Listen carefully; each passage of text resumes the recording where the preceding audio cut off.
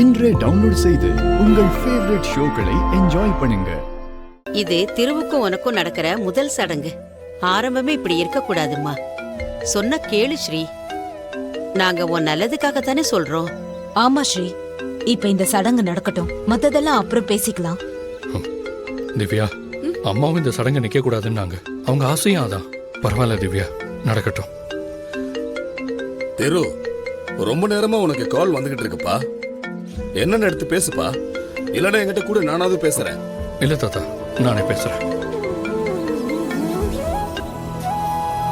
Hello sir, நான் யாரு என்ன ஏதுன்னு உங்களுக்கு எதுவும் தெரிய வேண்டாம். ஆனா உங்ககிட்ட நான் ஒரு முக்கியமான விஷயம் சொல்லணும். கொஞ்சம் தள்ளி வந்து பேசுறீங்களா?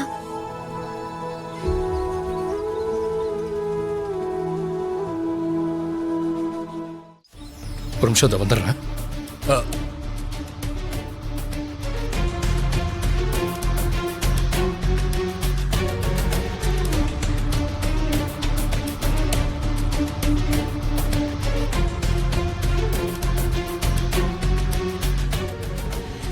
தள்ளி வந்துட்டேன். என்ன விஷயம் சொல்லுங்க. உங்க அம்மா ஏதோ ஒரு காரணத்தால இந்த சடங்குல கலந்துக்காம இருப்பாங்க. ஆனா உண்மையிலேயே இதுல கலந்துக்க முடியலன்னு வருத்தப்பட்டு இந்த கோவில்லயே ஒரு இடத்துல உட்கார்ந்துட்டு இருக்காங்க.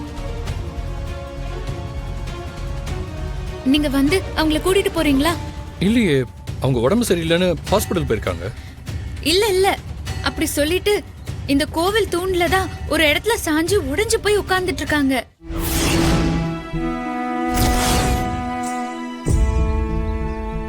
அவங்க உங்ககிட்ட போய் சொல்லிருக்காங்கன்னு நினைக்கிறேன். ஆனா இதுக்கு வேற ஏதோ காரணம் இருக்கிற மாதிரி இருக்கு. உங்களுக்கு நடக்கிற இந்த நல்ல விஷயத்துக்கு அவங்க ஆசீர்வாதம் கண்டிப்பா இருக்கணும்.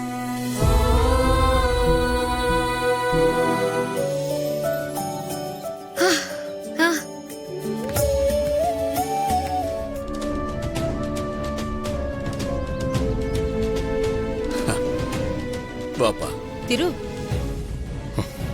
தாத்தா ஒரு நிமிஷம் வந்துடுறேன். என்னப்பா? வந்துடுறேன். திரு திரு, திரு திரு, திரு.